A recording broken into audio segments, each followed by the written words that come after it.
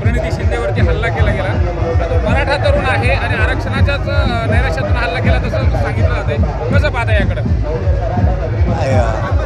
मला माहिती नाही याबद्दलचं काय कोणाचं आहे काय याबद्दल, परंतु हल्ल्याचं समर्थन करण्याचं काही कारण पण नाही। परंतु आता तो कोणाचा आहे काय प्रकरण काय हेही माहीत नाही मला, याबद्दल अधिकृत काहीच माहिती नाही।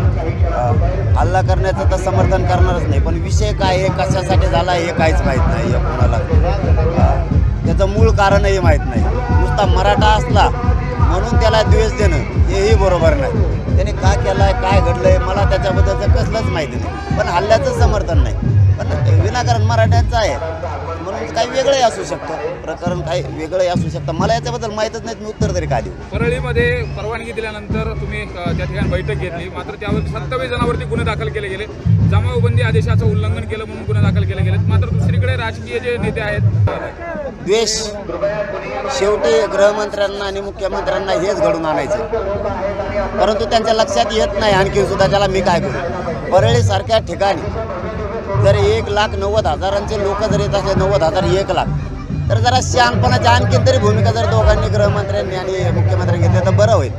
नसता आता 900 एकरमध्ये पुन्हा दिसेल काय होतंय। एवढा द्वेष असणं कामाचं नाही, गृहमंत्र्यांना एवढा द्वेष असणं कामाचं नाही। मला तर रात्री अशी माहिती मिळाली, मी आज या बीड नगरीतून सांगतो की माझ्यावर कुठंतरी 10-15 आणखी केसेस करायच्या आणि तडीपाडीचा ऑर्डर काढायचा। गृहमंत्री साहेब स्वप्न बघायचं कमी करा, माझी तडीपाडीची ऑर्डर काढायची क्लिप व्हायरल करायच्या हे थोडंसं स्वप्न कमी बघायचं शिका।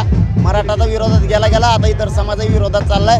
रात्रीच संभाजीनगरला बाकीच्या समाजाचे लोक माझ्याकडे आले होते, मी 24ला ओपन करतो सगळं काय आहे, इतका दिवस चांगला नाही। पुढं सभा घेतल्या बैठका घेतल्या म्हणून महाराष्ट्रातलं सगळ्यात बेस्ट उदाहरण आहे गृहमंत्र्यासाठी आणि मुख्यमंत्र्यांसाठी। परळीच्या ठिकाणी जर 90,000 किंवा 1,00,000ची बैठक होणार असली तर ही तुमच्यासाठी खूप मोठा संकेत हे समजून घ्या।